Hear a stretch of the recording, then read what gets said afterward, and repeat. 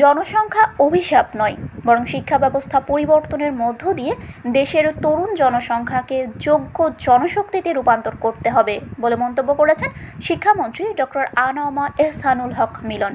শনিবার Rajshahi medical college মিলনায়তনে রাজশাহী শিক্ষা বোর্ড এবং রাজশাহী অঞ্চলের মাদ্রাসা ও কারিগরি শিক্ষা বোর্ডের কেন্দ্র সচিবদের সাথে এক মতবিনিময় সভা শেষে তিনি এই কথা বলেন। এ সময় শিক্ষামন্ত্রী বলেন, সিসি ক্যামেরা স্থাপনের মাধ্যমে শুধু পরীক্ষা কেন্দ্রই নয়, এখন থেকে শ্রেণীকক্ষ নজরদারির আওতায় আনা হবে।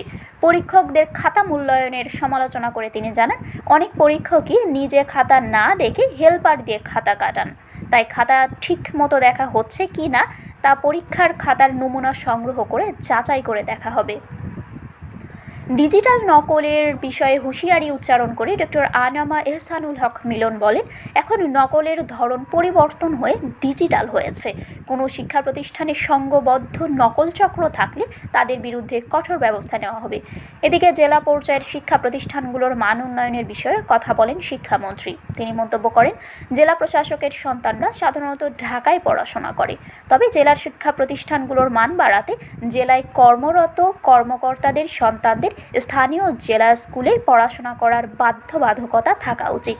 শিক্ষার্থীদের পড়াশোনায় মনোযোগ দেওয়ার আহ্বান জানিয়ে মন্ত্রী আরও বলেন, যেসব শিক্ষার্থী লেখাপড়া বাদ দিয়ে টিকটক করে বেড়ায় তাদের নিয়ে আমাদের চিন্তা নেই, তবে যারা মনোযোগ দিয়ে লেখাপড়া করে তাদের প্রতি বেশি গুরুত্ব দেওয়া হবে।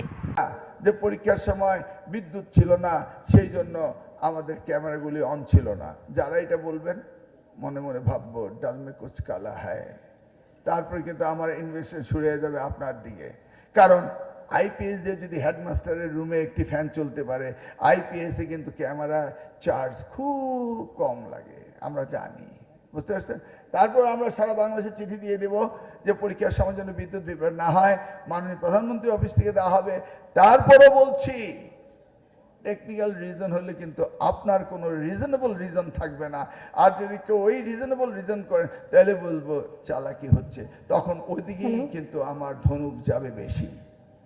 রেখে দিবেন আর্কাইভে সমস্ত ডকুমেন্টস, কখন আমি কোনটাকে নিয়ে ইনভেস্টিগেশন শুরু করি এটা আপনি বলতে পারবেন না। ওই দলিল যেন তামাদি না হয়, ওইভাবে দলিল সংরক্ষণ করতে হবে এবং সেইভাবেই আমি আবার পুনর্বিবেচনা করব। এই 1980 সালের একটা যে আইন পাল্টাচ্ছি, সেখানে সংঘবদ্ধ চক্র যদি কোথাও নকলের সহযোগিতা করে তাদেরকেও আইনের আওতায় আনতে হবে, বুঝতে পারছেন।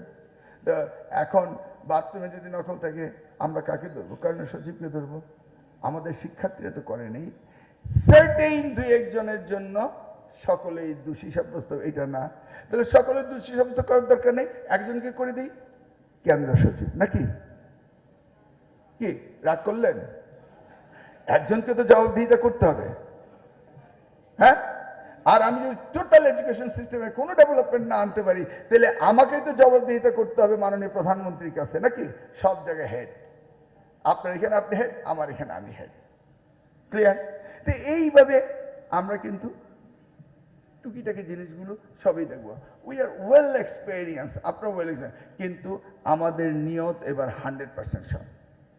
আমরা চাই না ভীতি হোক, আমরা চাই না ধস নামুক, আমরা চাই না বিনা পরীক্ষায় পাস করব, আমরা চাই না অটো প্রমোশন হোক, আমরা চাই না বিনা মেধায় শুধু লেখাপড়া করবে সার্টিফিকেট, এটা আমরা চাই না। কি কেউ কিছু বললে বলেন।